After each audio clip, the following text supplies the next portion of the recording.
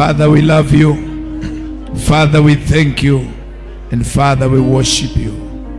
Ibada hii naiweka mikononi mwako, waliomo na hata wanao tutazama kule nyumbani. Kwa pamoja Mungu wetu tukakuone. Asante kwa yale umepanga kufanya. Ukanyoshe mkono wako hapa, ukaokoe, ukaponye na ukabariki. Na Mungu ukapokea utukufu. Na ni kwa jina la Yesu tumeabudu. Na mtu aseme amen. Haleluya. Tumpatie Bwana sadaka nzuri tu ya mikono ile imeinuliwa juu ya kichwa chako. Makofi ya mwendee Yesu peke yake. Nasema makofi ya mwendee Bwana mabwana. Haleluya. Ni furaha yangu kuwakaribisha katika ibada siku ya leo. Mungu wetu ni mzuri, ametuandalia nafasi hii ili tuweze kuja, tuweze kusikia kutoka kwake na hata kuhudumiwa na yeye.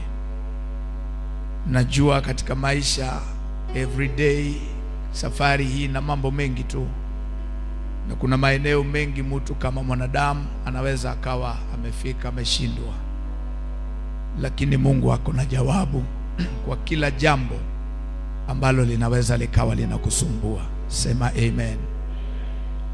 Na wakaribisha kwa ibada. Nimekuwa wiki moja hii imeisha, nimerudi hapa wiki hii.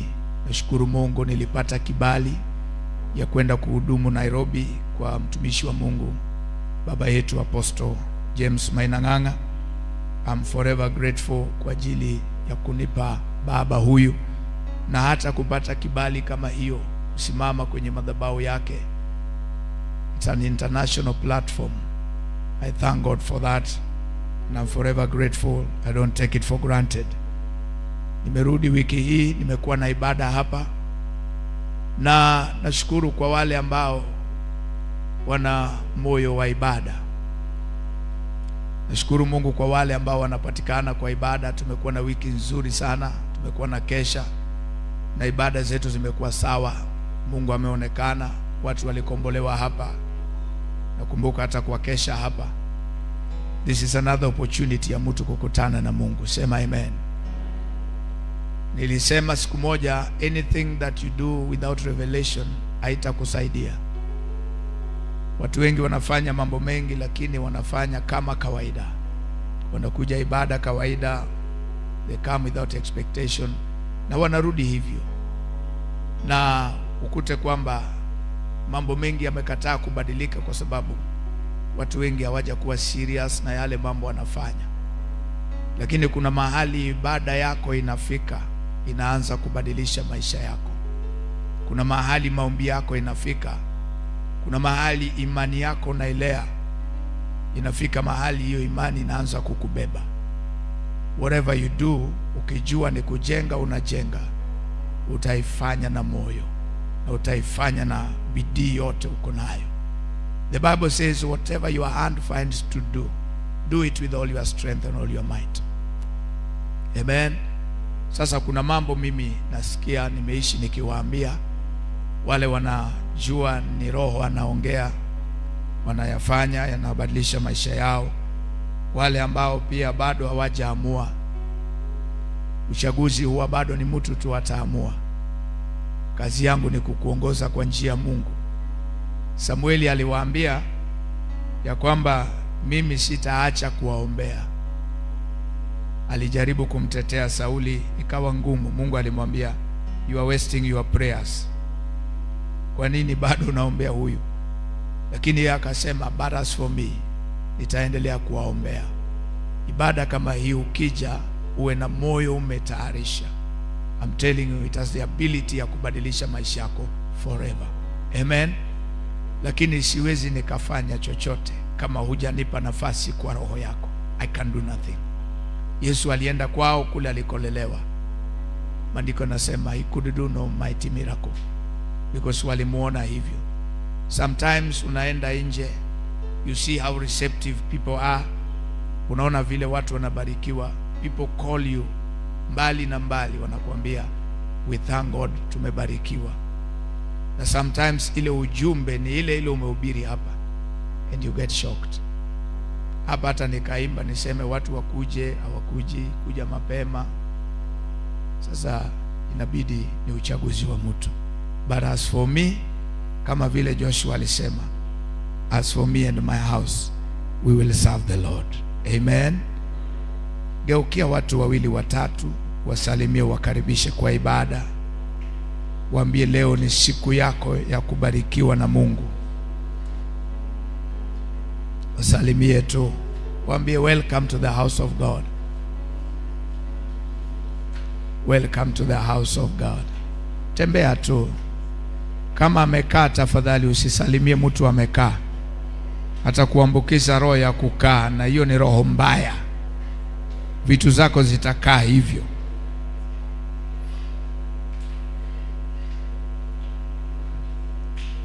Bwana Yesu asifiwe. Nikwambie kitu na usiambie mtu mwingine.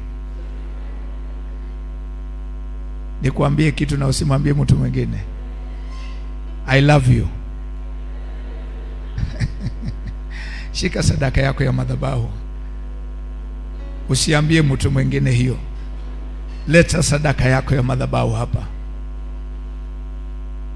Leta sadaka yako ya madhabahu hapa.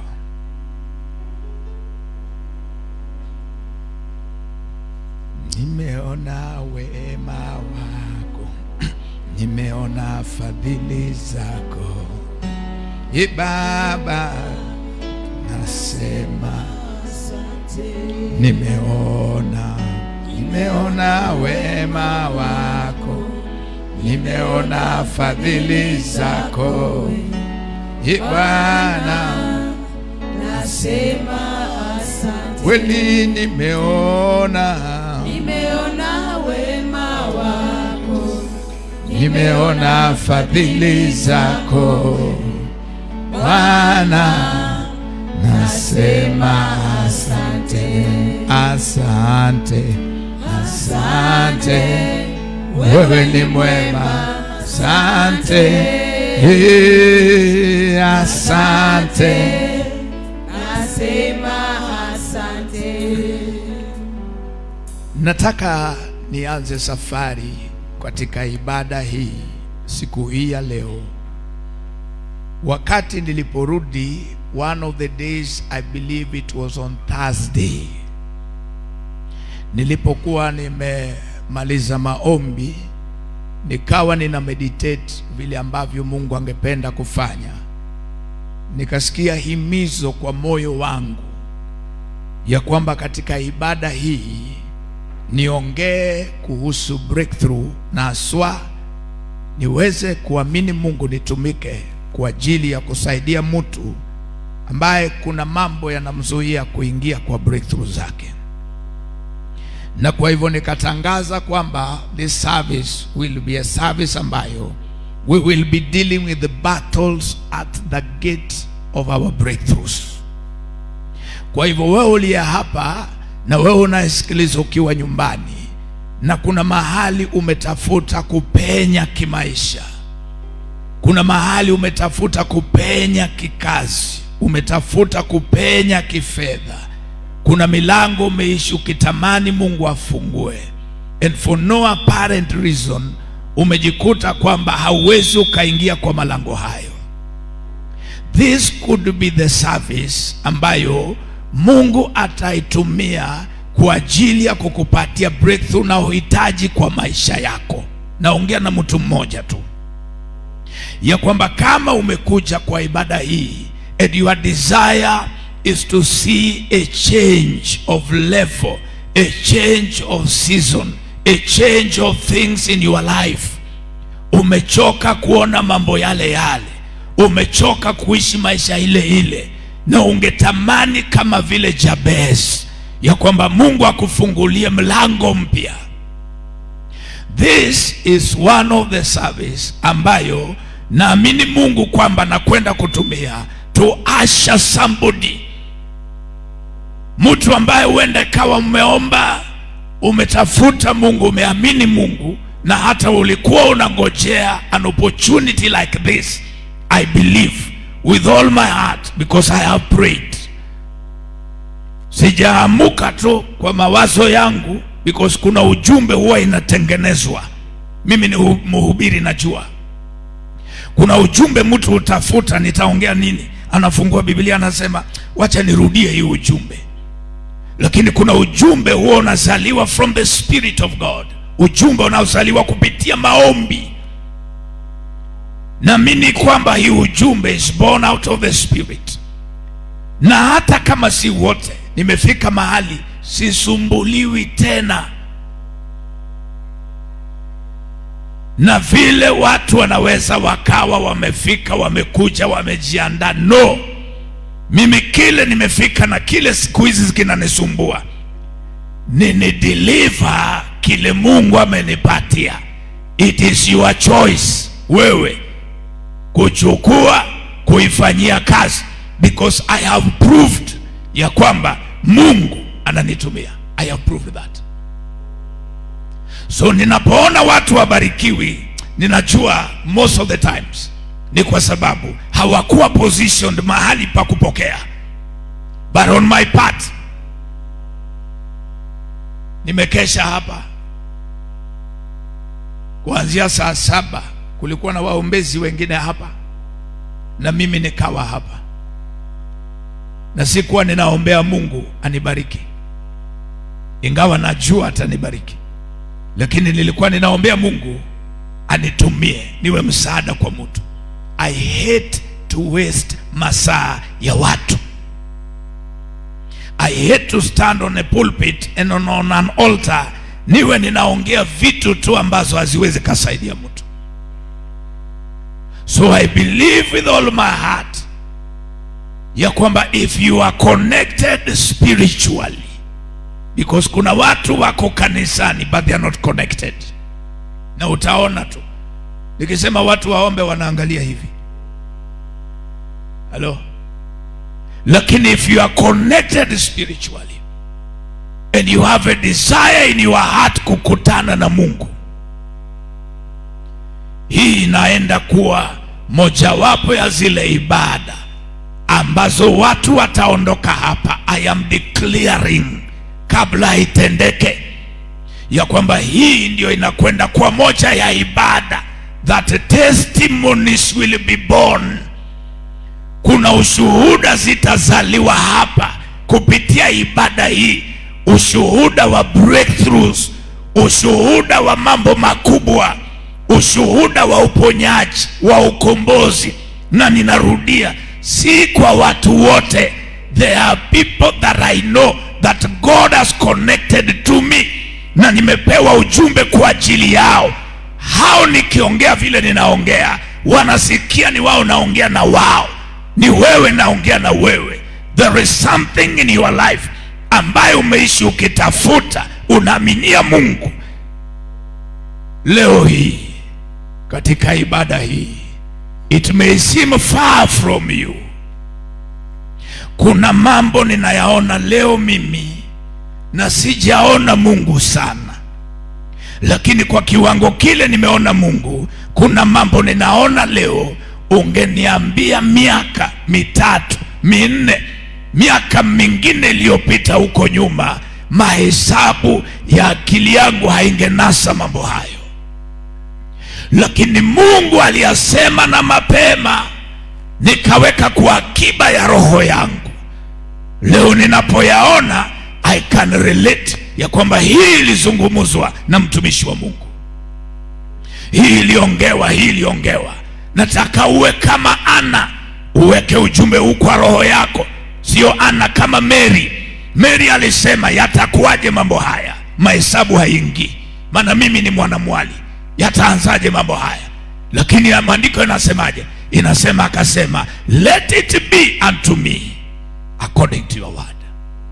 Utaondoka hapa, kile utaondoka nayo ni maneno ya unabii yanayotoka kwa Mungu. Utaondoka na neema, hautaona hivi, lakini as you go, hayo maneno yatakufungulia mlango. Hayo maneno yatakuletea kile unahitaji, na hata kama kiko mbali, leo hii as we pray here, whatever iliondolewa kwako na kikaenda mbali. Kuna mtu ameniambia asubuhi, kuna neema naona niliibiwa nikapokonywa. Nikamwambia Mungu pia bado ni Mungu wa uregesho, anaweza akakuregeshea kile ambacho imeibiwa kwako. Mtu mmoja tu aseme amen. Nimesema mtu mmoja, tafadhali. Nasema mtu mmoja tu aseme amen. Believe God for a breakthrough. Believe God. Believe God. Believe God. Mungu amekuleta hapa because he knows what he has for you. Ni kazi yako kuchukua. Halafu mimi naomba Mungu, watu wa neno Kisumu, badilisha attitude yako. There's a lot of laxity. Sijui ni nini. There's a lot of laxity. There's a lot of laxity. Nime notice in the spirit. There's a lot of laxity. Kuna laxity sana. People are very casual. The way they approach mambo ya Mungu. Most of them, not all. Very many people, watu wamekuwa very casual. Hello? Kuna maombi naomba na labda ita succeed. Hello? Naomba Mungu anibebe hivi, anitoe nikae mahali kama 8 months to 1 year. Upate kuhani ambaye utamtii, yule utamsikiliza. Nibebwe hivi, nihamishwe shwe 8 months 9 months. Upate kuhani ambaye atasema ibada ni saa 4 ukuje saa 4. So sijui kama Mungu ataijibu. Naomba bado. Lakini kuna mtu atabarikiwa kwa hii season. Hello? 2 Samuel chapter number 5. Nianzie hapo. Mwambie mtu usiondoke hapa bure. 2 Samuel chapter number 5. Battles at the gate of breakthrough. 2 Samuel chapter number 5 verse number 17. But when the Philistines heard that they had anointed David king over Israel, all the Philistines came up to seek David. And David heard of it and went down to the hold. The Philistines also came and spread themselves in the valley of Rephaim. And David inquired of the Lord, saying, shall I go up to the Philistines? Will you deliver them into my hand? And the Lord said unto David, go up, for I will doubtless deliver the Philistines into thine hand. David came to Baal Perazim, and David smote them there and said, the Lord has broken forth upon my enemies before me as the breach of waters. Therefore he called the name of the place Baal Perazim. Baal Perazim inamaanisha the place of breakthrough. Naanza kwa kujenga mambo haya katika spirit yako, so that you may know what to expect from God. Nasema hivi, God always wants to give his people breakthroughs. Ni mapenzi ya Mungu kwamba awapatie watu wake a breakthrough. Nitakuelezea what a breakthrough means. Lakini sometimes wakati watu wa Mungu wanakabiliwa na hali, wanakabiliwa na mambo, wanatafuta mlango na hawapati mlango, Mungu kuna wakati hutaka kuwafungulia watu mlango. Unakumbuka wana wa Israeli vile walikuwa wanazunguka mlima wa Seiri, hawaoni mlango wa kutokea, hawapati breakthrough. Ni mzunguko wa hali moja na maisha moja. Maandiko yanasema Mungu akaja kwa Musa, Deuteronomy chapter number 2. Mungu akamwambia, hivi vile walivyozunguka mlima huu wa Seiri umetosha. Maandiko yanasema Mungu akawaambia, geukeni kaskazini. It was a breakthrough. kwa watu waliokuwa wanazunguka mlima wa moja wa shida. It was a breakthrough kwa watu ambao life was not progressing, they were not moving forward. And I believe with my heart, na ubiri moyo wangu, ujumbe huu ni wangu, maana kuna breakthrough ninahitaji mimi, ya kwamba kuna wakati Mungu huja kuwafungulia watu mlango. Kuna watu wametafuta mlango wa kazi, haupati. Kuna watu wametafuta mlango wa ndoa, hupati. Kuna watu wametafuta mlango wa kifedha. There is something hindering your breakthrough. It is a will of God, even as I preach today, ya kwamba in every area of your life, believe what I'm preaching. Mungu hutaka kuwapatia watu breakthrough. Sometimes it is a material breakthrough. Mungu anakupa kitu material. Kuna watu wamepata vitu material, wamepata fedha, wamepata kazi, wamepata whatever. But other times God will give you a breakthrough idea. Mungu atakupatia an idea that will bring a breakthrough kwa maisha yako. Unajua, unaweza ukafungwa na vitu vya kuonekana mpaka hata wakati Mungu anakuambia kitu, mawazo vile utafanikiwa, unaona kama hiyo sio breakthrough. Aliona Jacob anasumbuka, aliona Jacob miaka 20 naenda. He gave him a breakthrough idea. Akamwambia, chukua miti mitatu, mlozi, mwaramoni na mlubna, weka hapo mahali wanakunywa. It was an idea that changed his life. And there are people ambao the breakthrough you need ni kwamba God will open your eyes to opportunities. Kuna opportunities ziko na haujajua that it can bless your life. There is an opportunity na haujajua kwamba it can change your situation. Alimwambia Musa wakati maji ni machungu, wako kwa jangwa na wanalia, Mungu akamuonesha mti, akasema chukua huo mti, weka kwenye maji hayo. Musa akachukua tawi la hiyo mti, akaweka kwa maji, maji yakawa matamu. I pray for your mind. Naombea mawazo yako, naombea mawazo yetu, ya kwamba God will give you an idea. God will give you an idea. Mtu anakuambia, hii kazi nilianza kama mchezo tu,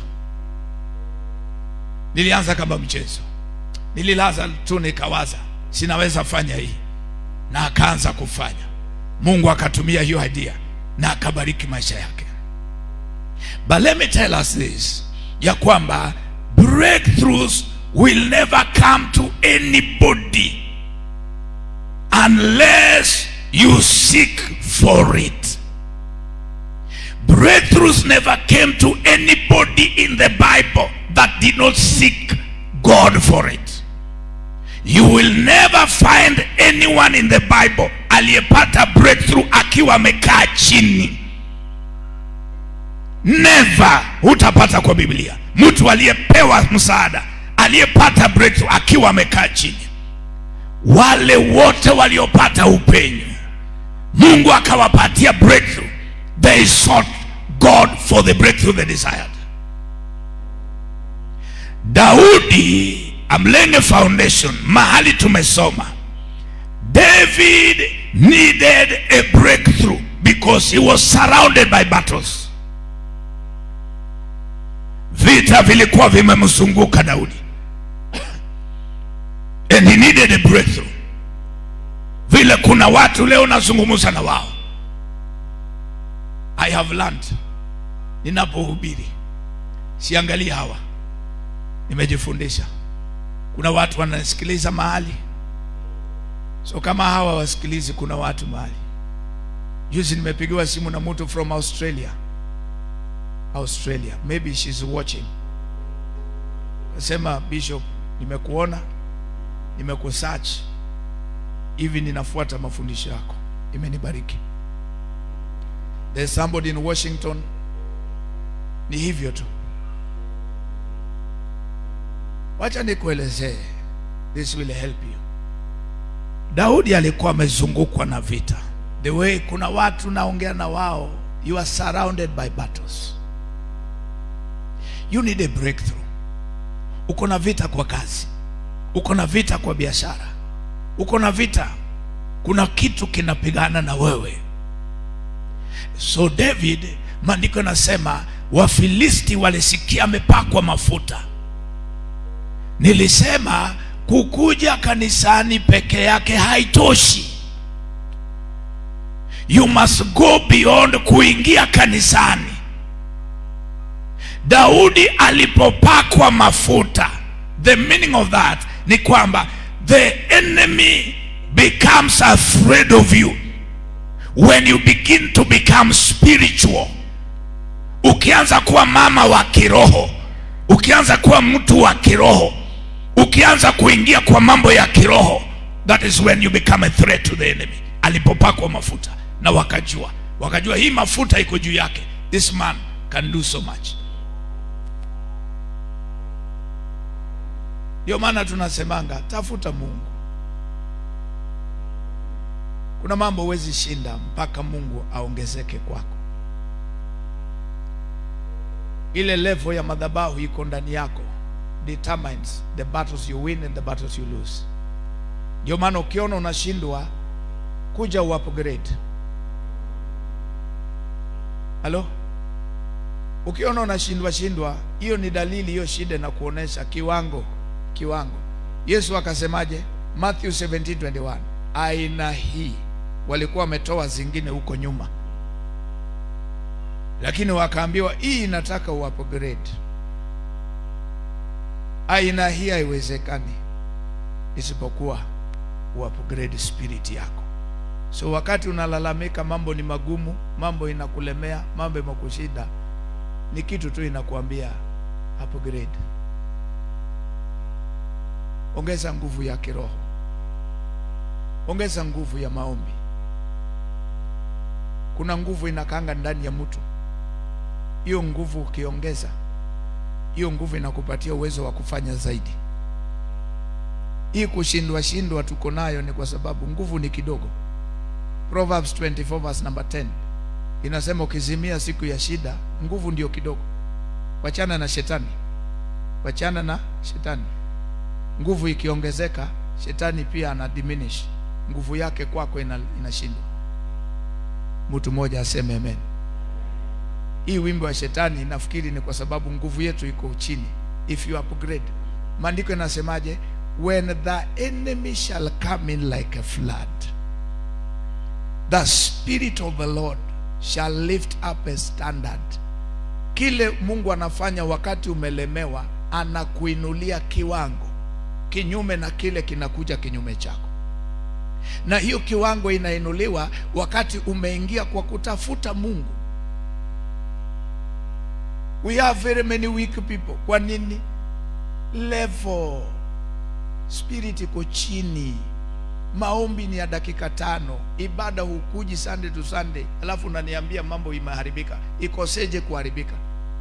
Itakosaje kuharibika? Na uombi na utafuti Mungu. How? Wewe utawashindaje? Na ugali from Monday to Sunday uwezi, because vita ni vya kiroho. Ndio washinde lazima ukuwe spiritual. Halo? Bwana sifiwe. Upendi hiyo? Upendi hiyo? Nasema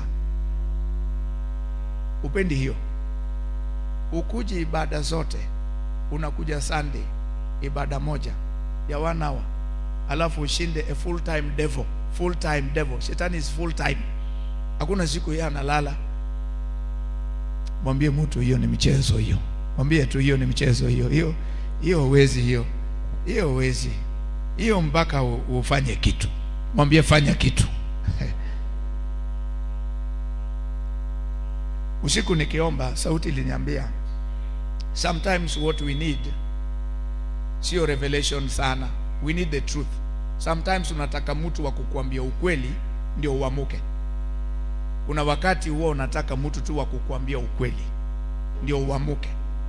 Na ukweli ni kwamba hivi vile unakaa hakuna kitu utashinda. Amuka. Hiyo ndio ukweli. Kuna wakati sio revelation unataka ufunuo, kuna wakati ni ukweli tu unataka mtu akwambie we, hii kulala unalala sana hii. Maandiko yanasema bado kukunja mkono midogo umasikini utamkujia mtu kama mnyang'anyi. Sasa ni wakati wa kumwambia tu mtu, we amuka, we hakuna shetani, hata madhabahu ya kwenu ni kama imeishaisha, ni we mwenyewe tu uamuke. Hello, praise the name of the Lord. Ungejua vile mashetani hawalali, na siinui shetani, naongea tu, ungejua hawalali wengine kwa sababu yako. Ungejua hawalali kwa sababu wanataka kuhakikisha umeenda chini, ungeamuka wewe, au ungelala vile unalala. Hello, praise the name of the Lord. Upgrade. Nilimaliza kuhubiri on Sunday, saa 10:30 ndio ibada nimemaliza. Mwili umechoka ndio. Nikawa nawaza Monday nipumzike. Nikafikiria I have a lot of work to do. Niko na uwanja hapa 4.5 million ya kununua hapa ya kanisa. Nikabook gari ina coach basi, kwa sababu sikujua kumbe kuna ndege ya saa 2 usiku, 2:30. So nikabook gari basi, nikalipa 1600 ndio nipande gari jioni, nichoke barabarani, nikuje nikae Kisumu, maana niko na assignment. Every day of my day is booked. Niko na kitu nimepanga ya Monday, ya Tuesday, ya Wednesday, ya Thursday. Uangalia tu ndege, nakuta kuna ndege ya saa 2:25. Hai, nikasema hapana, nikakata ndege. Saa 3:40 hapa niko hapa Kisumu. Saa 7:30 niko kwa magoti. Nashukuru Mungu kwa kile amefanya Nairobi, na naomba Mungu kwa yale anataka kufanya Kisumu. Kwa nini? Kwa sababu muda ni kidogo, masaa inaenda, masaa ya kupumzika bado. Na kuna watu mumepumzika hata nashindwa umepumzika ya nini? Why are you so comfortable? Unalala hivyo tu mwanangu, na bado uko na mambo mengi hii na kungojea, na unalala. Yani you are taking life so easy. Kama sitakwambia, I have a responsibility ya kukwambia kama baba, you are taking life so easy. Na ni shetani anakupapasa, anakuambia things are not bad. Things are bad.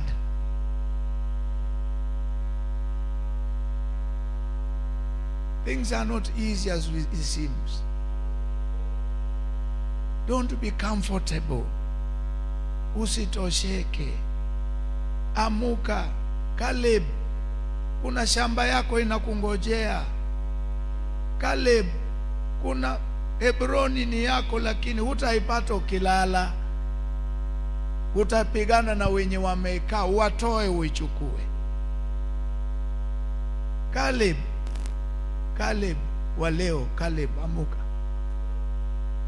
Bado kuna miji mingi ya kuchukua. Aliambiwa na Mungu, na umelala hivi. Akamwambia, why are you slack? You are too comfortable. You are too comfortable. You are too comfortable. Wengine wetu, you are too comfortable.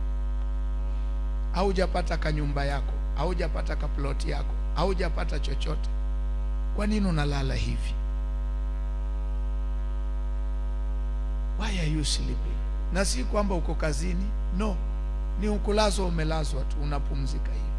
Siku ile utaamuka, it may be too late. Maana maisha iko in seasons, and you must know at this season what you're supposed to do. Ndio maana nilijiambia Bishop, walinilazimisha, hoteli imelipwa mpaka Monday. Si upumzike, umefanya kazi 17. Napumzika nimefanya nini? Napumzika nimefanya nini? Nitapumzika nikiona mambo mengine imetendeka. Halo, inanisumbua, silali na amani because niko na kazi mingi. Kuna watu wanalia, wanangojea tuende crusade. Kuna mashamba ya kununulia Mungu, kuna mjengo ya kujenga. Hii si nyumba yetu. Nyumba yetu ni kubwa kuliko hii. Hiyo yote iko kwa hii akili yangu. Nafikiria vile tutajengea Mungu gorofa hapa Kisumu. Bwana Yesu asifiwe. Nitalalaje hivyo? How can I sleep? Hello. Bwana asifiwe. Amen. Mimi kama ni baba yako nitakuambia the real. Nitakuambia kile ambacho nasikia itakusaidia. Ndio kesho usikasirike uniambie, Bishop, wewe umeendelea, wewe umejenga, wewe umepata magari, alafu sisi utaishi ukilaumu, useme Bishop, sadaka yetu ndio umetumia. Utanilaumu tu. Na kumbe wakati mimi naamuka usiku na rimasaika, sikukuambia urimasaika uamuke. That's why members become bitter na wachungaji wao sometimes, not all the time. Kwa sababu alikufundisha kuomba, wewe hutaki kuomba. Anakesha hapa na wewe hutaki kukesha. Anakesha, wewe hutaki kukesha. Anafunga, wewe unakula. Unatumanga tu message, Bishop pray for me. Ni sawa, lakini kuna maombi pia inakuhitaji wewe. Anaomba, wewe uombi. Anafunga, wewe ufungi. Kwa kesha hapa niliongea ujumbe unaosema giving God excuses. Giving God excuses. Nikawa nafundisha watu kuhusu chukua responsibility. Nikawa nauliza, for example, sahi mtu akikuuliza kwa nini wewe huwezi kutumikia Mungu, what is your reason? Uko na excuse gani? Why can't you serve God? Nikatoa mfano nikasema, ukisema huwezi imba tunaelewa, hauna sauti. Ukisema hauna pesa ati siwezi toa, tunaelewa hauna kazi labda. Lakini nikauliza, hata kiuno hauna? Si uko na kiuno, naweza kuja hapa uiname ufagie kanisa. Si uko na kiuno? Ama hiyo pia hauna? Sasa si utumie kiuno yako ujipendeze kwa Mungu. Tumia kiuno, Mungu akuone unafagia, uwe na sababu. Ndio ukija hapa ukiomba, kuna sababu ya kubarikiwa kwako. Kwani wewe utafikiria unabarikiwa kwa sababu ya kukaa kupiga makofi? Tafuta kitu ya kufanya ya kupendeza Mungu. Lakini si unaona kuna watu watakuwa na excuse. Kule natoka ni mbali, siwezi kuja masaa hayo, siwezi fanya hivi. Mimi nilikuwa nakaa karibu na kama huko Mole mbele, lakini 6:30 niko kwa ibada. 6:30 I was in the service. God is my witness, kama nadanganya ananisikia. Muguu hivi 1 2 1 2 6:30 nimefika. Nikajipendekeza hivyo mpaka katikati ya watu 2500. Mungu akanitoa katikati yao, akaniinua, akaniweka kwa madhabahu. Watu walipitwa tu hivi shwi. Unajipendekeza kwa Mungu. Halo, Bwana asifiwe. Unajipendekeza. Kuna vitu unafanya mpaka Mungu anakuja, nani huyu? Oh, ni Solomon. Amefanya hii sadaka, anataka nini? Mungu akaja sema, we umetoa hii sadaka, ni nini hii unataka? Sema mimi sitaki kitu, nataka tu nikujue. Hai. Mungu hakuenda kwa kila mtu. Jamaa alijipendekeza. Praise the name of the Lord. Hallelujah. Kanisa linadharauliwa wakati mwingine kwa sababu hatukuwaambia watu ya kwamba Mungu anaangalia the way you handle him. Mungu anaangalia. Nilisema ukiwa serious na Mungu, God will be serious with you. Hatuwezi barikiwa the same. Maandiko nasema kwa Mungu matendo hupimwa kwa mizani. 1 Samuel chapter number 2. Si nimekesha leo, nilikesha Friday na kuombea wewe. Niliomba katikati ya wiki saa 7 usiku, saa 8. Ikifika kwa kulipwa, mizani ni tofauti. Kuna watu wamefanya kazi hapa hawawezi wakalipwa na wale hawajafanya. Praise the name of the Lord. Kuna watu waliamuka asubuhi wakafagia hapa, wakapiga dasta. Hawezi lipwa na mtu ambaye amekuja kusikiliza tu injili na aende. Hawezi lipwa. No. Kuna kitu Mungu angalia. Maandiko nasema by him actions are weighed. Anapima kazi ile unafanya. Ndio maana mimi sisukumangi watu kutoa, sisukumangi watu kutumikia Mungu, because apandacho mtu. Unaweza hepa hivi lakini malipo. Maandiko nasema, Yesu alisema, tazama naja na ujira wangu mikononi mwangu, kulipa mtu kulingana na nini? Na matendo yake. Iko kwa Revelation. So wakati tunafanya, mtu akikwepa ni sawa, anakwepa reward. Praise the name of the Lord. Nataka wengiwe na uchungu ya kusema, hivi leo Mungu akisema atatubariki, naweza simamisha kitu gani? Mtu ujitetea na kile ako nacho. Hata kama ni kitu kidogo, utajitetea na hiyo. Mtu alipewa talanta moja, hiyo ndio Mungu alitaka aone vile atafanya nayo. Mtu ujitetea na kile ako nacho. Mama alijitetea na unga mdogo tu alibakisha, hiyo unga ndiye alijitetea nayo. Praise the name of the Lord. Kama tuko pamoja, mpe Yesu makofi mazuri.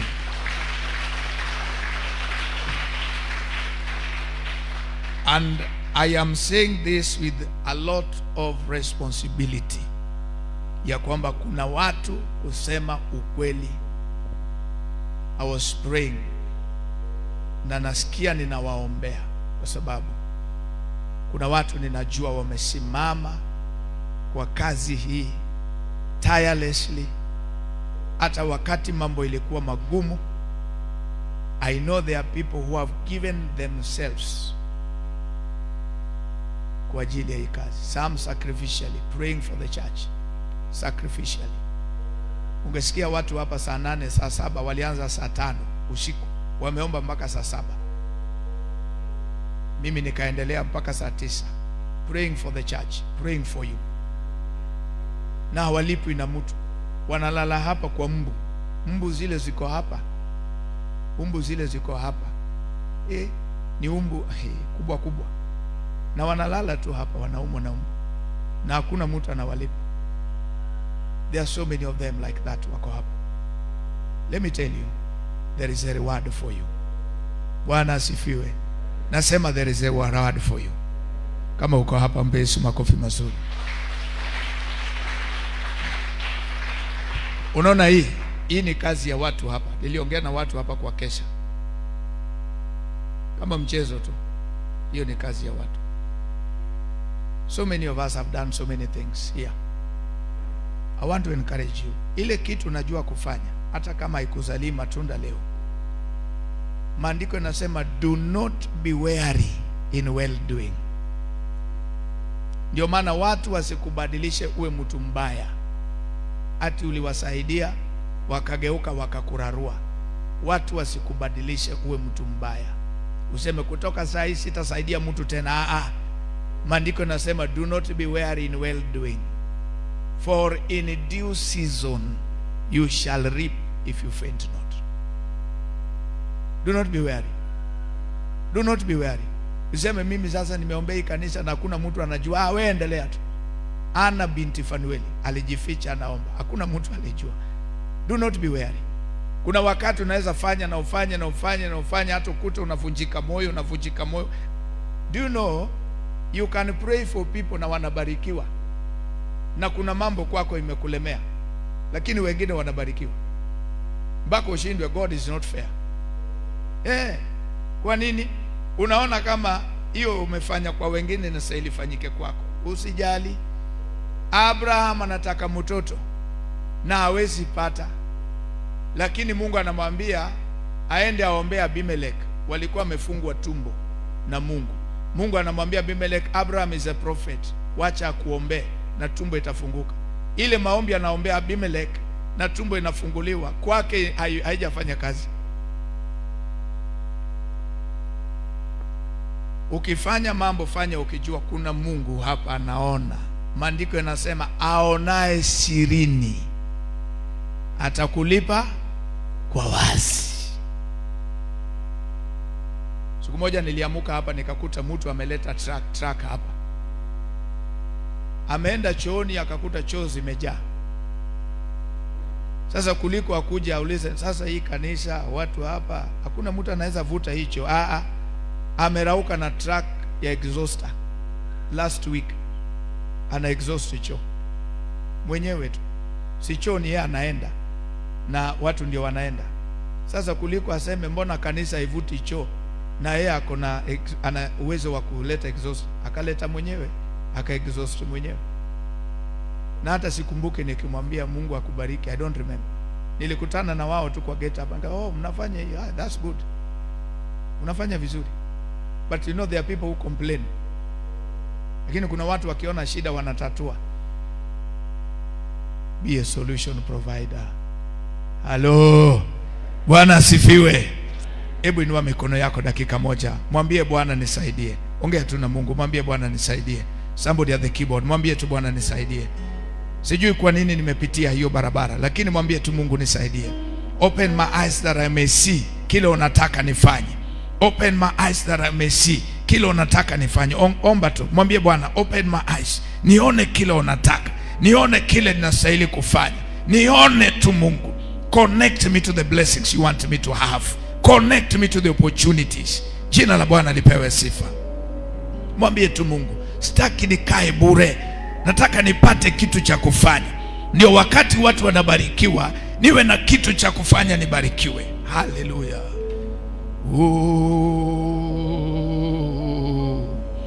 Hakuna wa kufanana na Yesu. Naimba hakuna wa kufanana na Yesu.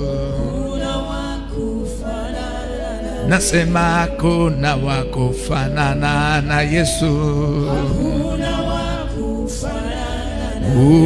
Wewe ni baba yangu. Wewe ni baba. Wewe ni baba. Hakuna wa kufanana nawe. David needed a breakthrough kwa sababu amezungukwa na vita. Na nimesema there are times in your life you need God's intervention. Na kuna watu leo you are in a fix, haujui ufanyeje, haujui ugeuke wapi. You need intervention, you need a breakthrough. What did David do? Maandiko yanasema David inquired of the Lord. He asked God what to do. Mungu akamwambia go to the battle.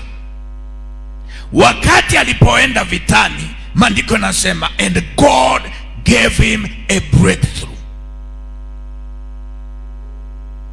Mungu akampatia breakthrough, akawashinda Wafilisti.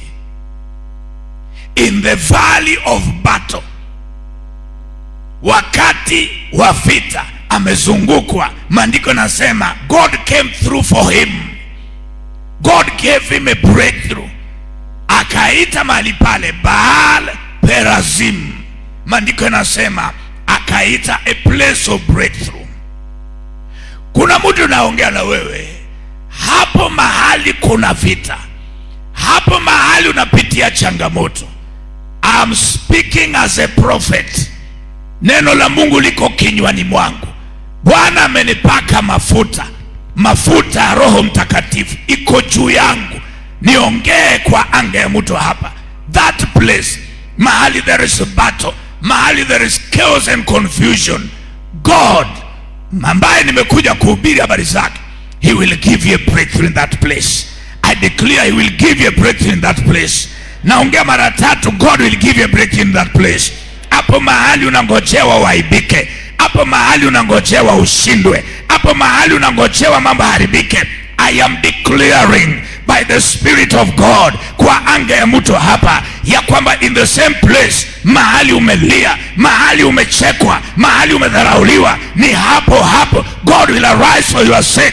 God will give you a breakthrough. Something will happen that will turn around. Hiyo vita itakuwa ni ushuhuda ya matendo makuu ya Mungu juu ya maisha yako. Mtu aidwe mikono, mpe Bwana makofi mazuri ya sadaka. Jamani, mpe Bwana makofi mazuri ya sadaka. Niangushe kitu kwa roho yako unapompatia Bwana Yesu makofi hayo. Mungu alingojea wakati kama huo wanaposema umeisha. Mungu alingojea wakati kama huo wanaposema utaendelea, ndiye afanye kile atakachofanya. Ndio watu wajue kwamba wale wamngojeao Bwana Mungu wao hawawezi wakaibika. Na mimi ninaamini this is a message for a woman in this service. This is a message for a man in this service. This is a message kwa ajili ya kazi ya mtu kwa ibada hii. Hautaona upepo, hautaona mvua, lakini Elisha akasema hayo mahandaki yatajaa maji. God will create a way mahali uliona kama hakuna njia. You believe it, it will happen in your life. You believe it, it will happen in your family. You believe it, God will make a way for you. Watu wa neno, watu wa neno Kisumu, neno, watu wa neno Kisumu, hamujui wakati Mungu anaongea. Watu wa neno Kisumu, hamujui wakati Mungu ameshuka kuwabadilishia hali. Lakini hata hivyo mimi nitaongea tu. Kuna mtu utaondoka leo, within the next 7 days, the number of God, utarudi Jumapili ijayo. Kuna ishara Mungu atakuonesha. Kuna ishara Mungu atakuonesha. Naongea kwa anga ya biashara, naongea kwa anga ya kazi. Kuna muujiza Mungu ataleta kwa mikono yako. Hiyo maombi umeomba muda mrefu kwa mtu wiki hii, there is a breakthrough in your family and in your life. Receive it in the name of Jesus. Nasema receive it in the name of Jesus. It will happen. It will not delay. God gave him a breakthrough. Kwa sababu ninataka nisonge mbele, nataja 2 Chronicles chapter 20 verse number 3. They fasted and they prayed. Kwa sababu kulikuwa na shida, wameinukiwa. Huyu ni Jehoshaphat. Nabii akaja vile nimekuja kwako, akasema kwa sababu mmentafuta Bwana katika maombi, akawaambia God will give you a breakthrough. Mungu aliwapatia breakthrough.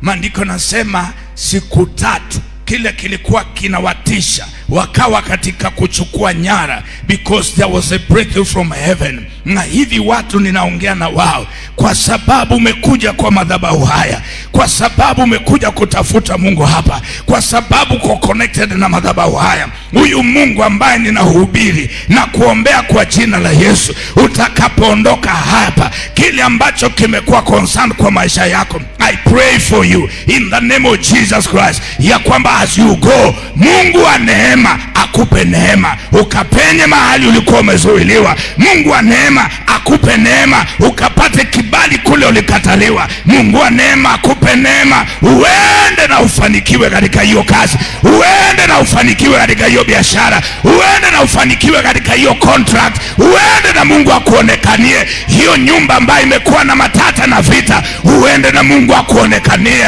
I know by the Spirit of God ya kwamba Mungu ulithibitisha neno la watumishi wake. And if I be a man of God, kuna kitu ninakuombea kwa ibada hii ya kwamba as you go, may the grace of God be with you. May the power of God work on your behalf. Pokea hiyo maombi kwa nyumba yako. Pokea hiyo maombi kwa anga yako.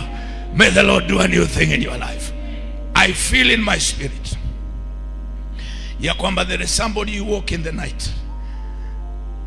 Uliamuka usiku na uliamuka very discouraged. Ulikuwa unajiambia ikiendelea hivi, unasema sioni hata haja kuendelea kungojea Mungu. Nataka nikuelezee, sometimes the battle becomes more stronger wakati ambapo mtu anakaribia baraka zake. And that is why we are here today. There are some of us that you are at the verge of a blessing. You are at the verge. You are at the, uko kwenye malango. Uko kwenye malango. Niseme hizi, na mimi nitakusaidia ya kwamba there are seasons Mungu anatakanga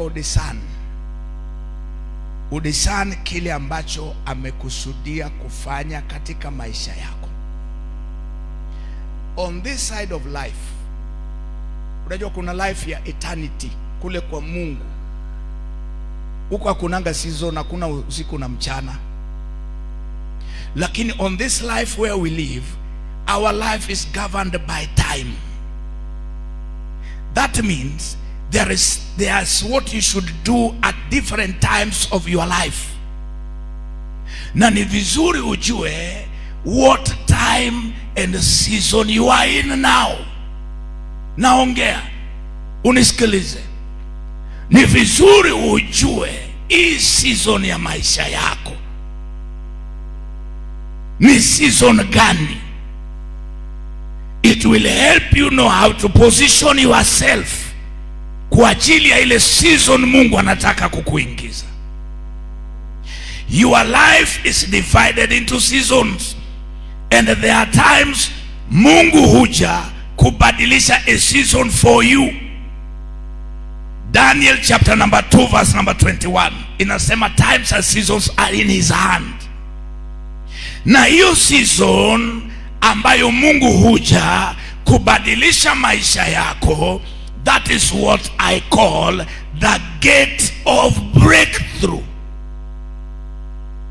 Wakati season hii inaisha na kuna season nyingine Mungu anataka kukuingiza, hiyo season ya transition, unapotoka kwa hii na unaingia kwa hii, there is a gate inayokuingiza kwa season hiyo nyingine, ndio ninaitanga the gate of breakthrough. Mara nyingi mtu anapotaka kubadilisha season hii, aingie kwa season hii, enemies will arise at the gate of that transition, mahali season inabadilikia. Na usipojua, hapa ndipo watu wengi wanashindiwa, kwa sababu kuna maroho simama kwa hiyo mlango, wanasema hautapata, wanasema hautaingia kwa majira mpya, wanasema hautaendelea, wanasimamanga hapo. Maandiko inasema 1 Corinthians 16 verse number 9, nimefunguliwa mlango mkubwa. Ni Mungu amefungua ya kumuingiza kwa season fulani. Paulo anasemaje? Lakini wako wengi wanaonipinga. Real battles of life begins wakati Mungu anataka kukubadilishia season. Real battles of life begins when there is a change that wants to happen in your season. That is time ambayo kama unajua, you need to pray a lot, because it is a time of warfare. Hiyo ndio majira unastahili kuomba sana, because it is a season of warfare. Kuna watu huwa wamesimamiwa na maroho kwenye hiyo season, wanasema hautaingia kwa majira hayo, unazuiliwa pale. Na hivyo ndivyo watu wengi wameshindwa kuingia kwa season zao za breakthrough, wamebaki pale pale. Kuna kitu kinawazuia, kuna kitu kinawapinga. I am telling you by the Spirit of God, kuna watu leo hapa, hiyo maisha uko nayo sio ile Mungu alikukusudia. Hapana, ni kupingwa, umepingwa. Kama sio kupingwa, kuna watu hapa, ungekuwa kwa nyumba yako, ungekuwa kwa kazi yako, ungekuwa umeendelea, lakini kuna roho zimesimama kwa njia, ninasema hutaingia. Lakini namuinua Bwana katika ibada hii. Kuna watu leo by the grace of God, kwa ibada hii vizuizi vyote vilivyowekwa, inayosema hauwezi ukaendelea, inayosema huwezi ukapata amani, I stand on this altar and I declare in the name of Jesus ya kwamba lazima utaingia kwa majira mapya, lazima utaingia kwa majira ya baraka, lazima utaingia kwa majira ya amani. Kuna mtu ninaongea na wewe, niliyekuona usiku nalia, panguza machozi yako. Hii si masaa ya kulia. Uelewe kuna kitu Mungu anataka uzalishe. Hamuka uanze kupigana. Kuna maroho yametumwa ya kuzuie, lakini nimesimama kwa madhabahu haya in the mighty name of the Lord and I declare, kuzuiliwa hawataweza. Naongea kama nabii kwa anga yako. It is a time to break forth. It is a time to break forth. Kanisa la Neno Kisumu, it is a time to break forth. Tumezuiliwa muda wa kutosha. Maroho iliyotuzuia muda wao umeisha. We are breaking through in the name of Jesus. Nasema we are breaking through in the name of Jesus.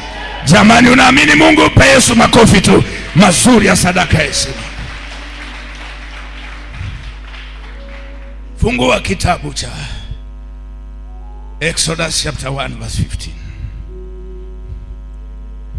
Nataka uamuke. Nataka uamuke. Naongea na mtu kwa ibada hii. It is not yet over. Bwana asifiwe. Ambia mtu it is not yet over until you win. Mwambie vizuri, mwambie it is not yet over until you win. Geukia mwingine mwambie tena it is not yet over until you win. Na hata kama ulitoka kwa ring, tunarudi kwa ring. Halo? Kama walikutoa nje, tunarudi. Umundu. Bwana sifiwe. Yes, hata kama waliku-write off, tunarudi. Lazima ubarikiwe. Mimi napenda Caleb. Caleb ako 85. Caleb anafanya practice. Mzee wa 85. Na ananoa kisu. Watu wanamuuliza uko na shida gani mzee? Mimi nafikiria tu. Caleb aliwaambia wewe usiniite mzee, wewe usiniite mzee. Maana alisemaje? Alisema nguvu zangu bado ziko kama vile nilivyokuwa 40 years ago. Nasikia kama niko kijana bado. Anasema nasikia sasa ndio masaa mazuri ya kupata gari yangu. By the way, tuko na ushuhuda hapa.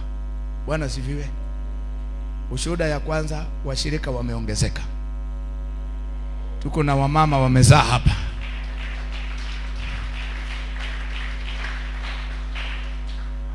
Tuko na wamama wamezaa, so washirika wameongezeka. Tuko na wasichana wamama wawili wameongezeka na mzee mmoja. So kanisa imeongezeka. We are growing. Hello? Wale wazee mko hapa mnatuchelewesha. Tunataka washirika waongezeke. Wazee. Bwana sifiwe. Wazee, haleluya. Kama wewe ni mzee fanya mkono namna hii. Wazee, tunataka washirika waongezeke. So weka bidii mzee. Hello. Praise the name of the Lord. So kuna wamama walipata watoto, we thank God. Kuna wababa hapa ni mpya. Hata nafikiri wanangojea ibada iishe waende waone sura za watoto. Mzee usikue na wasiwasi, utaenda tu, mtoto haendi, yuko hapo tu. Unajua mtoto akizaliwa, sijui kwa nini wababa ndio wanakaanga ni kama watoto ni wao. Naangalia mguu, naangalia sura. Amen. Praise the name of the Lord. Hallelujah. Amen. Tuko hapa wote. Praise the name of Jesus. It's a blessing. Yeah, it's a blessing kusikia washirika wanaongezeka. Caleb alisema naenda kuchukua mali yangu. Si umezeeka, sema nasikia niko fresh. Vile nguvu ilikuwa siku ile ndio mpaka leo. Kusema ukweli, nilipoomba usiku nilisikia hapana.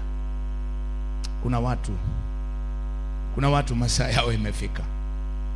Halo? Kuna watu masaa yao imefika. Nasikia tu nilikuwa na ile leba. Nasikia kuna watu masaa yao imefika. Nikuzuiliwa tu walizuiliwa, lakini Tunarudi kwa ground. Bwana asifiwe. Exodus 1:15. And the king of Egypt spoke to the Hebrew midwives, of which the name of one was Shiphrah, and the name of the other Puah. And he said, when you do the office of a midwife to the Hebrew women, and to them and see them upon the stools, if it be a son, you shall kill him, but if it be a daughter, then you shall live. But the midwives feared God, and did not as the king of Egypt commanded them, but saved the men, children alive. There is a demonic strategy that we have come to tackle kwa ibada hii. A demonic strategy in the spirit that kills the expectation ya watu. Unangojea muujiza, unangojea baraka, unangojea, and in the last minute unakuwa disappointed. Kwa nini? Kwa sababu kuna kitu kinakungojea masaa ya breakthrough. When things are about to happen, they strike. Kwa nini? So that you keep aborting your spiritual moments of breakthrough. His strategy Farao aliitumia, na bado iko mpaka wa leo. Shetani anaitumia. It is a demonic strategy. Inakungojea. Akawaambia hawa wanawake wa Kibrania, naona wana uzao, wana breakthrough ya kuzaa, wanaongezeka tu sana. Akamwambia hawa wakunga Shiphrah na Puah, akasema muwangoje. Wakati wanapokaa kwa birth stool wanazaa, that is the time aliwaambia strike. Uwa mtoto huyu wameishi wakingojea. Uwa huyo. Imagine unabeba mimba miezi 9, lakini siku ya kuzaa, nimekumbuka maandiko fulani iko kwa Isaiah 26 verse number 17. Nimekumbuka hiyo. Niunganisha na hiyo Isaiah 26 verse number 17. Isaiah 26. Umebeba mimba, unangojea, umeomba, umefunga, masaa inafika, unasema sasa ninajua mwaka huu nitabarikiwa. Inasema verse 17, like as a woman with the child that draweth near the time of her delivery is in pain and cries out in her pangs, so have we been in the sight of the Lord our God. Sikiliza hapo. Tumelia kama wanawake walio na uchungu, maana tunakaribia wakati wa kujifungua. Inasema verse 18, we have been with the child, we have been in pain, we have as it were brought forth wind. Yani unaenda kwa ward ya kuzaa, ulibeba mimba, lakini ukifika hapo unazaa upepo. Anasema tulizaa upepo. That is the cry of somebody in this service. That is the cry of a man, a woman in this service. Something always happens and kills your expectation. Siongei na watu wote, but there is somebody in this service. Something always happens wakati unakaribia kufurahia, wakati unasema ninajua now, something always happens. Inakuwa afflict, unarudi pale. Farao alisema waache walehe to expectation yao, lakini when they are at the birth stool, wakati wa kujifungua, that's the time you strike. Huyo mtoto. Mama alienda ward, lakini akirudi anarudi bila chochote. Watu wanamuuliza yuko wapi mtoto, analia tu, nashindwa kuelezea, because something happened. And the rigors of carrying a pregnancy. Kubeba mimba si rahisi. Usiulize bishop kama nimewahi beba, najua. Nimeombea wamama hapa, a lot of complications. Kubeba mimba, it's not easy. Iko na mambo mengi, tumbo ina stretch, sura inaharibika, mambo mengi tu. Sijui mguu inafura, unatapika tu saa yote, sijui kuna vitu utaki, hiyo yote. Isaya anasema we were the pain. There are people who have prayed, and every time something happens, your expectation is killed.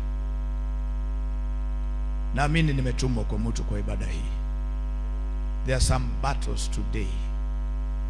God will arise. God will fight for somebody in this service. Mungu atasimama leo. Mungu atatetea mtu kwa ibada hii. Mungu atakuondolea hiyo kisirani imeishi kipigana na wewe.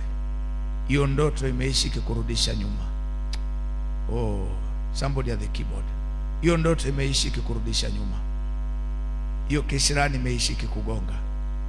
Unaanza vizuri, unaenda. Unafika mahali unakuta you can't explain it. Mpaka unashindwa.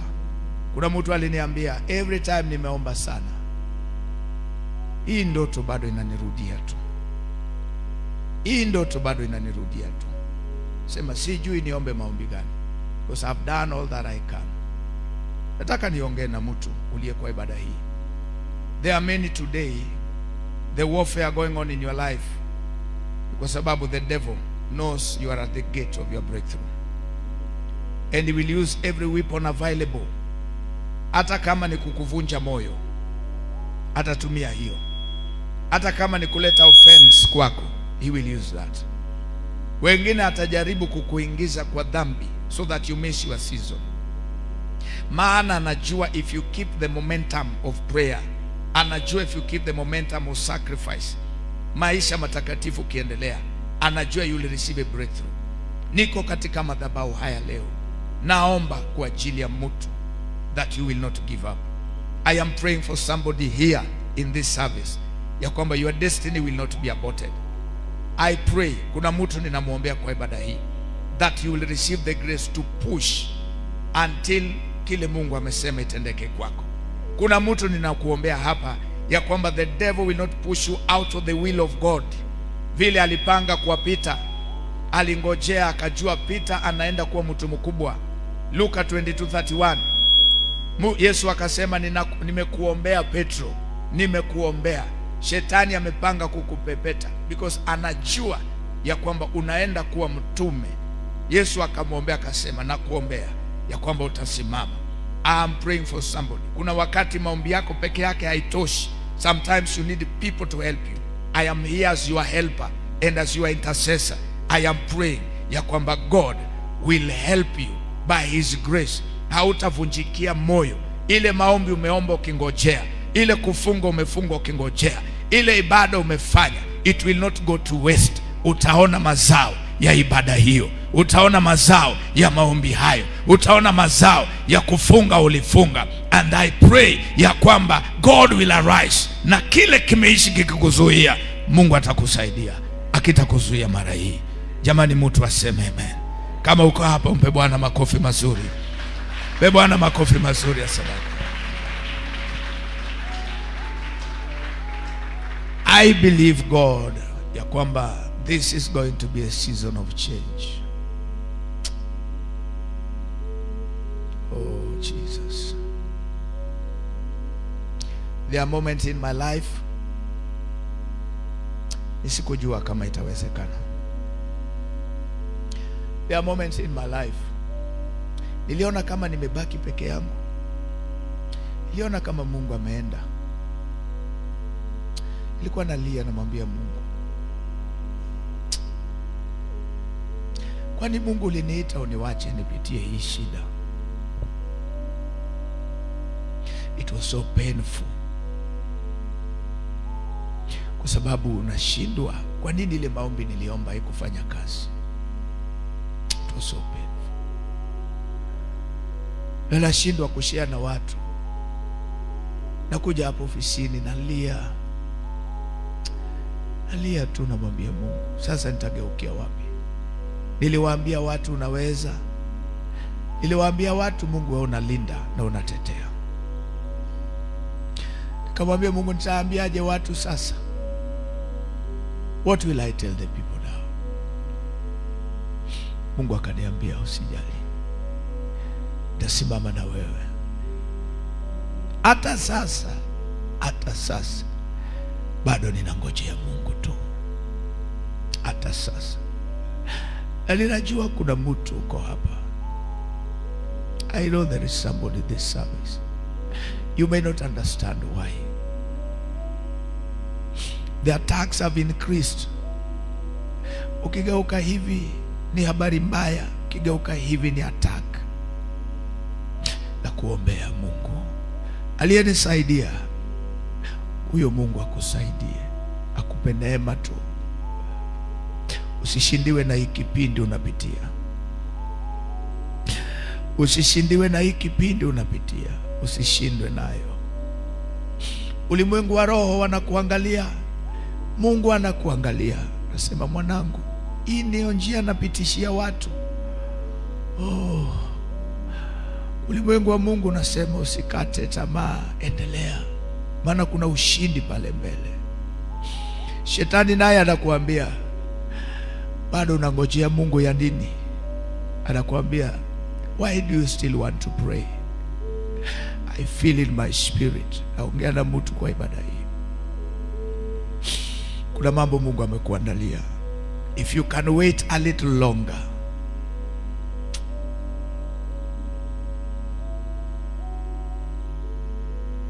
If you can only wait a little longer. Mungu amekupangia mambo mazuri. Mungu amekupangia mambo mazuri. Kwa sasa hii huwezi ona, maana macho yako iko hapo kwa shida tu. Inua macho yako leo. Alianzisha kazi njema. Huyo Mungu yuko hai mpaka sasa. Huyo Mungu yuko hai. Huyo Mungu yuko hai. Oh Lord.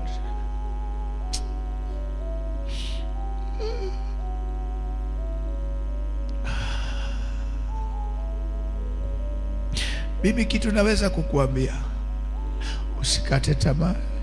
Usikate tamaa. Usikate tamaa. Usikate tamaa. Usikate tamaa.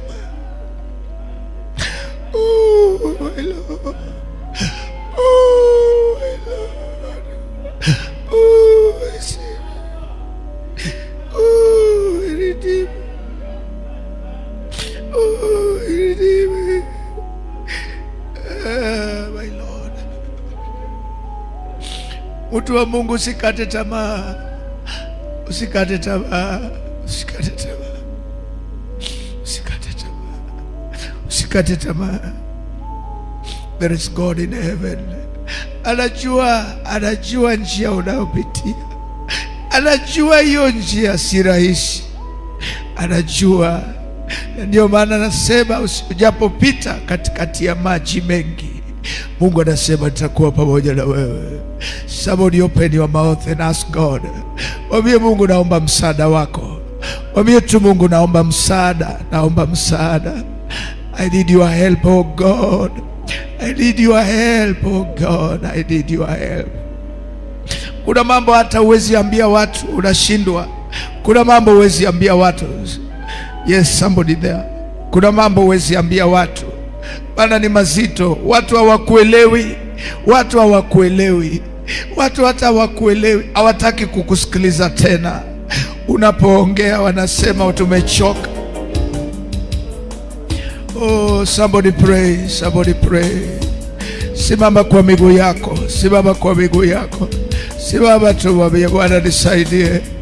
Simama tu, mwambie Bwana nisaidie. Simama tu, mwambie Bwana nisaidie. Oh, somebody. Aya bashanda. Rekabo shebelaria. Rakaba boselelera. Weka appeal kwake.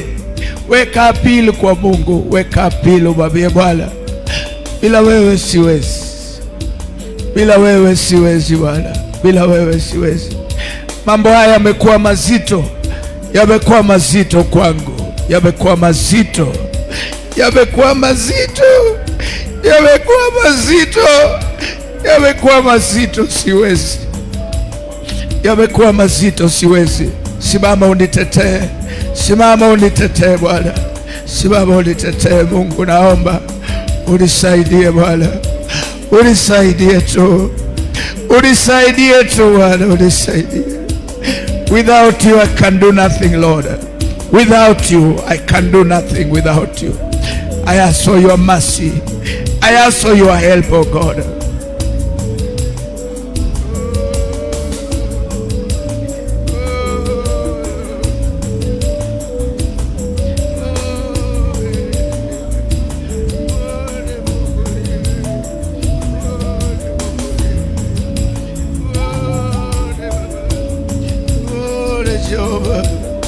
Kuone Mungu liye, kuone Mungu shebelele. Baba Father, na kuomba, kuone Baba, kuone Jehova. Naomba msaada wako tu, naomba msaada, naomba msaada wako. Nakuomba, nakuomba unisaidie Bwana.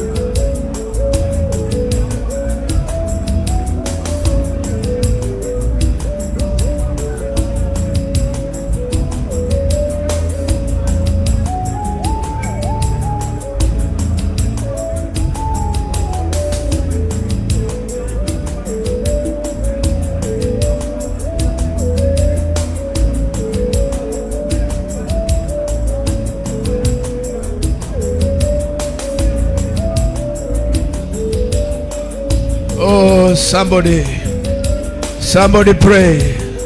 Somebody pray. Somebody pray. Mwambie Bwana nitetee. Mwambie Bwana nitetee. Mwambie Bwana nitetee. Mwambie Bwana nitetee. Hii nyumba iko mikononi mwako. Hii nyumba iko mikononi mwako. Hii kazi iko mikononi mwako Bwana. Help me Lord, help me Lord, help me Lord. Urubusha la la la la la la la. Shitetele babobo sebela barara. You are worthy Lord. You are worthy Lord. You are worthy King of glory. You are worthy King of kings. Neema iko kwa nyumba hii. Neema Mungu iko hapa. Neema ya kubadilisha mambo. Neema ya kugeuza mambo. The grace of God. The grace of God. Kwa wale watakaomba. Kwa wale watakaomba. Leo ndio ile siku ambayo hiyo nira inavunjika. Leo ndio siku ile ambayo hiyo nira inaondoka. Leo ndio ile siku ambayo Mungu anatetea maisha yako. Leo ndio ile siku ambayo Mungu anakomboa maisha yako. Somebody cry to God. Cry to God. Cry to God. Cry to God. Nahum chapter number 1 verse number 9. Affliction shall not arise for a second time. In the name of Jesus, God will make another end. Mwambie Bwana, mwambie Bwana nisaidie. Mwambie Bwana nisaidie. Mwambie Bwana nitetee. Mwambie Bwana nitetee. Somebody pray. Somebody pray. Somebody pray. Somebody pray. Hautaililia tena. Hautaisumbukia tena. God is taking over. God is taking over. God is taking over. Hiyo shida iliyo kwa nyumba, hiyo shida iliyo kwa kazi, hiyo shida iliyo kwa ndoa, God is taking over. In the name of the Lord, breakthroughs will arise out of this service.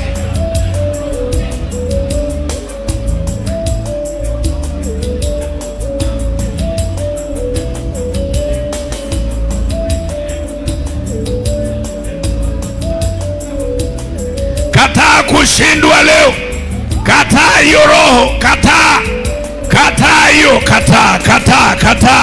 kataa we mwenyewe, kataa.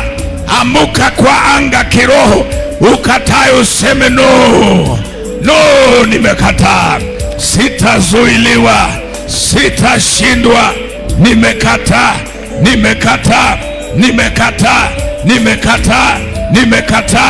Any power assigned to block me, any power assigned to hinder me, as I pray in the name of the Lord, I break their power.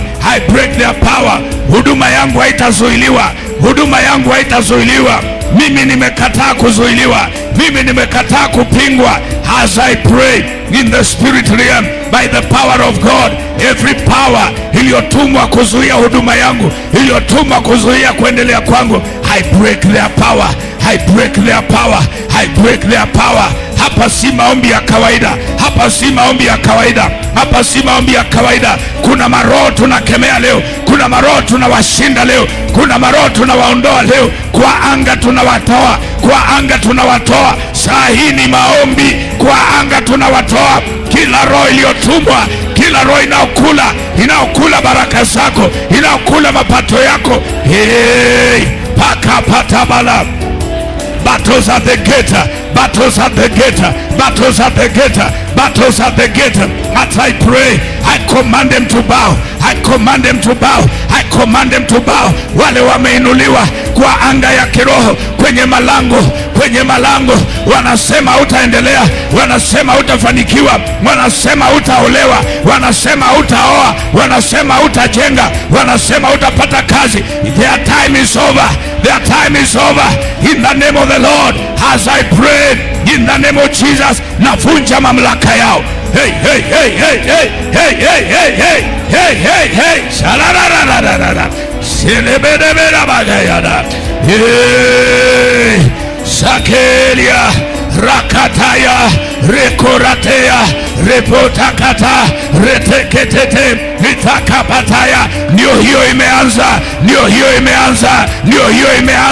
Tunavunja kazi zao, tunaharibu utawala wao, waliokalia anga in the name of the Lord. Somebody declare.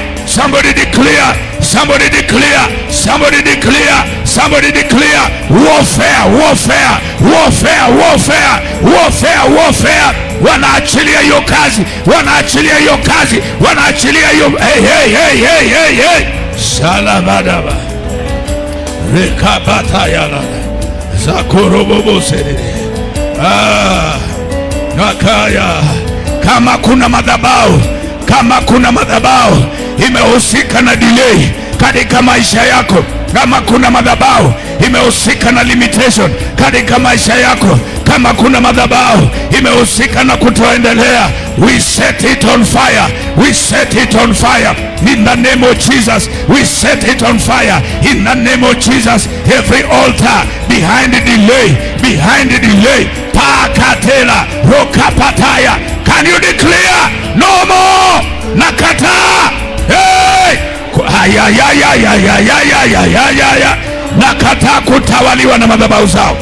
Nakataa kutawaliwa na madhabahu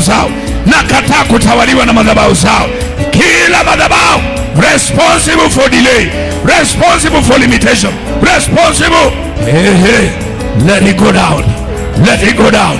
Oh yes. Wale wanakujanga kwa anga usiku, kwa ndoto, wale wanakujanga kwa anga kulala na wewe, kukuotesha ndoto za kurudi nyuma.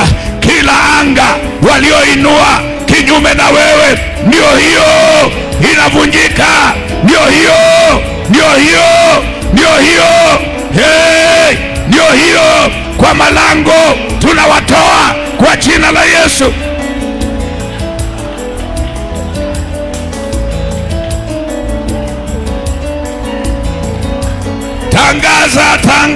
Tangaza. No more. Kwa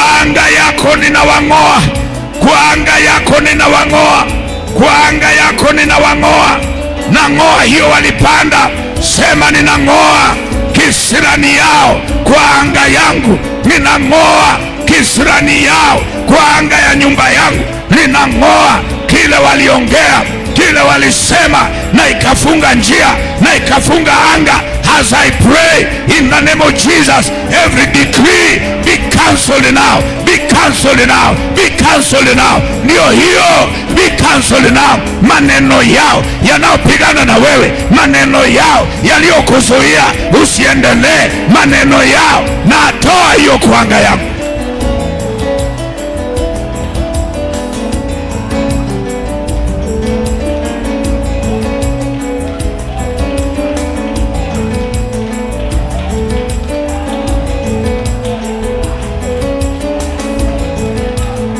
Ongea na malango yako, ongea na malango yako, ongea na malango yako, ongea na malango, ongea na malango.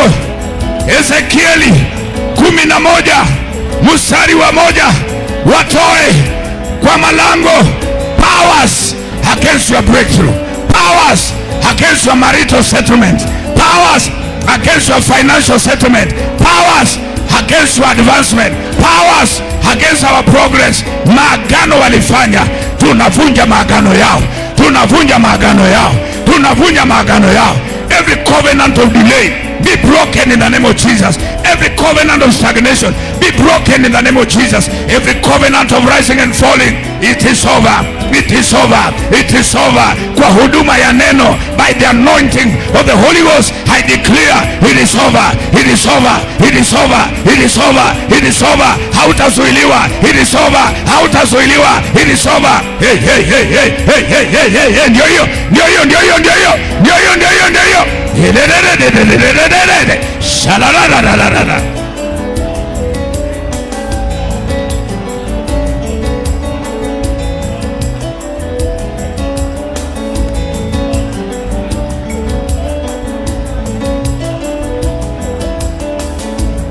Hiyo manyoka ililalia pesa yako, hiyo manyoka iliyolalia huduma, hiyo manyoka iliyolalia anga. Every coiling serpent, every coiling serpent, every coiling serpent, as I pray now, let them catch fire. Every coiling serpent, every coiling serpent, every coiling serpent. Hiyo manyoka, hiyo manyoka, hiyo lalia huduma, hiyo manyoka, hiyo lalia kazi yako, hiyo manyoka, hiyo lalia afya yako, hiyo manyoka. As I pray, I crush your head, I crush your head, I crush your head. Hey, hey, hey. Na ponda ponda vichwa vyao, na ponda ponda kwa jina la Yesu, na ponda ponda vichwa vyao. Hiyo manyoka, hiyo lalia uzao, tumbo lako wezi zaa, hiyo manyoka, hey, hey, hey. Na ponda ponda vichwa vyao by the rod of God in the name of Jesus. Na ponda hiyo, na ponda kichwa, na ponda hiyo, na ponda kichwa, na ponda hiyo manyoka ambayo yamelalia huduma, yamelalia kazi, yamelalia baraka. Hey, hey, hey, hey. Ongea, ongea, ongea, ongea hiyo.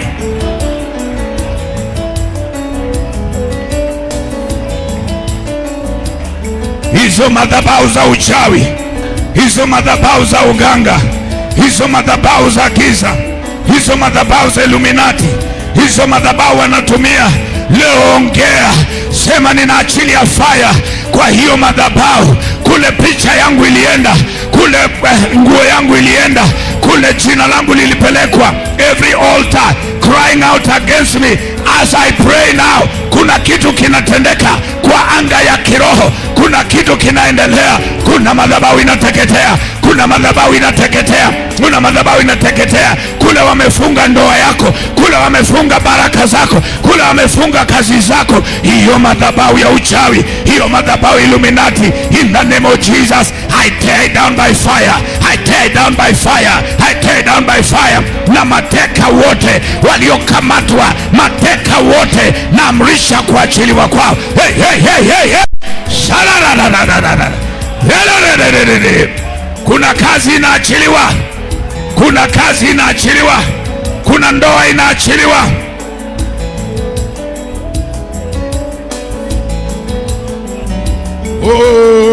Oh, sheketele bela baro ya la la la la, ile le le le le le le, shala la la la la la la la. Ondoa roadblock kwa njia yako, ondoa roadblock kwa njia yako, ondoa roadblock kwa njia yako, ondoa roadblock iliyowekwa, ondoa roadblock kwa njia yako, Ondoa roadblock kwa jina la Yesu. Ondoa roadblock waliokuwekea. Toa hiyo obstacle. Toa hiyo obstacle. Waambie toka. Waambie toka. Waambie toka. Waambie toka.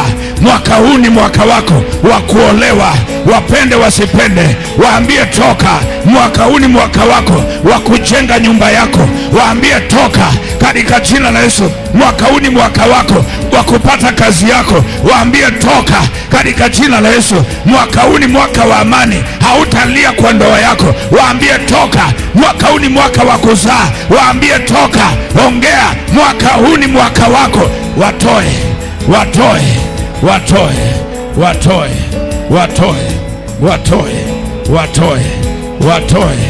Shalaba ribidibia lokobobo riketete araya ritelia lokobosha ripetete inanana zebelebosha rakoria retaya lekate minanana na kuombea in the name of Jesus. Every roadblock be destroyed now, be destroyed now. Na kuombea mwaka huu, wiki hii ianze sasa. Ni mwaka wako wa kutembelewa. Hii bakaya, inua mikono. Every pattern, every cycle, every pattern, kila roho inajirudia, break it now, break it now. Every pattern ya magonjwa, every pattern ya rise and fall, every pattern ya promise and fail, break it tonight. Break. Ni maombi hii, ni maombi hii, ni maombi hii. Break it, break it.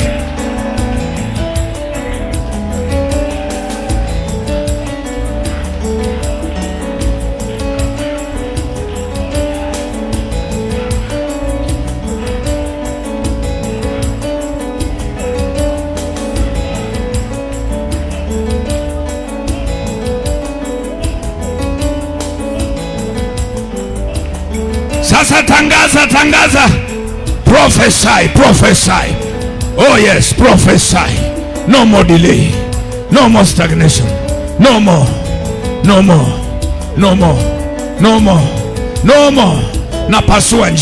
Napasua njia. Watu wangu waliokamatwa nimewafungua, nimewaachilia. Watoto wangu wa kiroho, watoto wangu nawaita, nawafungua. Mahali walichukuliwa, mahali walienda, njia ni hii, fuata njia, kuja hapa na wafungua. Mali yangu, utajiri yangu kule ilienda.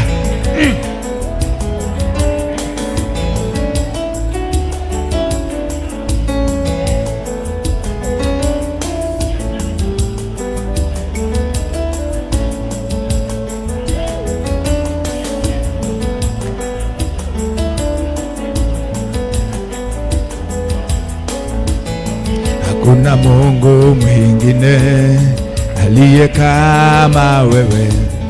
Hakuna Mungu mwingine aliye kama wewe Baba. Kweli hakuna Baba, kweli hakuna wastahili Baba. Hakuna Mungu mwingine aliye kama wewe. Hakuna aliye kama wewe Baba. Wastahili Baba, wastahili, uinuliwe Baba. Hakuna Baba mwingine aliye kama wewe. Hakuna aliye kama wewe Yesu. Wastahili Baba, wastahili Bwana Mungu Baba. Hakuna Baba mwingine aliye kama wewe. Sijaona Mungu mwingine aliye kama wewe Baba. Wastahili Bwana, wastahili ye Baba yangu. Unaweza Baba yangu, uinuliwe, uinuliwe, uinuliwe, Bwana wa mabwana, Bwana kweli unaweza, Simba wa Yuda, Bwana wa mabwana, Bwana wa mabwana, Bwana wa mabwana, uinuliwe Baba. Inua mikono juu mbele za Bwana, mshukuru Mungu tu, mwambie Bwana asante. Oh yes, headrest, mwambie Bwana asante, mshukuru tu, mwambie asante, mshukuru tu, mshukuru tu, mwambie tu Bwana asante, mwambie Bwana asante, mwambie tu Bwana asante, mwambie Bwana asante. Hallelujah, mwambie tu Bwana asante. Thank you Father, thank you for the breakthroughs, thank you for the breakthroughs Lord, thank you Lord for the breakthroughs, thank you Lord, thank you. Asante kwa miujiza, asante kwa ishara zako, asante kwa matendo yako makuu. Receive honor Lord and all the glory. Mshukuru tu Bwana. Hallelujah, amen. Baba, nakushukuru kwa ibada hii. Asante kwa sababu ya mipango mizuri uko nayo kwa ajili yetu, na asante kwa sababu ya watumishi wako. Thank you Holy Spirit for your word this day. Thank you for what you have done. Asante kwa sababu ya milango umefungua na unaenda kufungua. Nakushukuru. Hakuna atakaye kwama na hakuna atakaye shindwa. Katika wale umenipatia ninawaombea Mungu. Hakuna atakaye pepetwa na shetani. Naweka kava ya ulinzi wa damu ya Yesu kwa anga yao. Waliokuwa wamechoka Mungu kupitia ujumbe huu wakainuliwe. Waliokuwa wamekata tamaa, I pray Holy Spirit that you will encourage them. Majeraha yaliyokuweko ya moyo, naomba Mungu kayaponye hayo. Asante Mungu, maana umetenda, na ni kwa jina la Yesu nimeomba. Amen.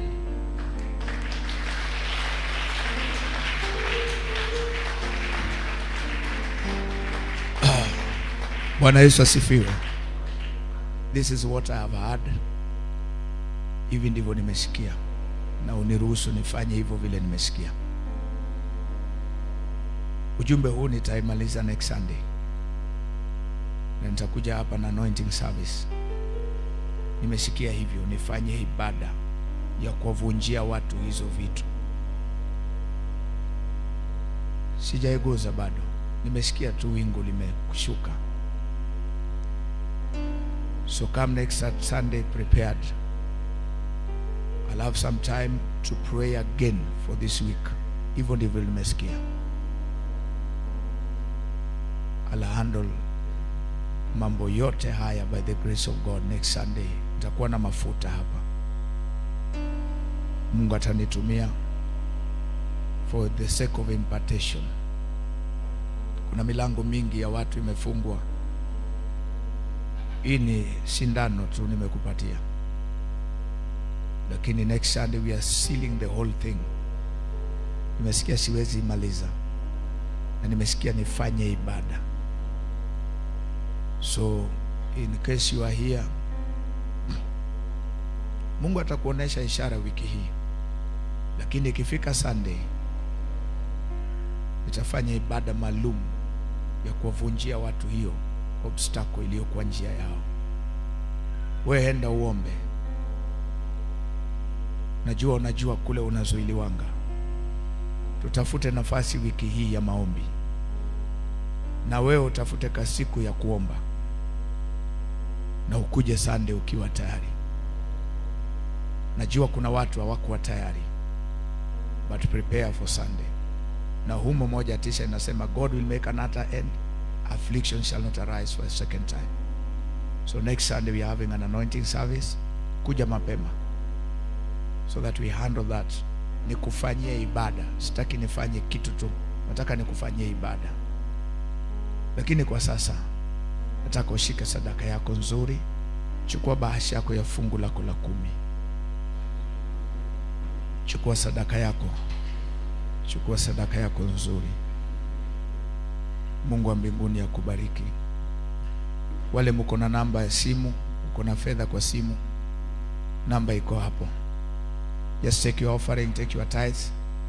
Baada ya ibada hii nitarelease watu waende, lakini nitabaki na mtu aliye na mahitaji, na kuna watu wako na ushuhuda baada ya sadaka. I'll give you just a few minutes. Make sure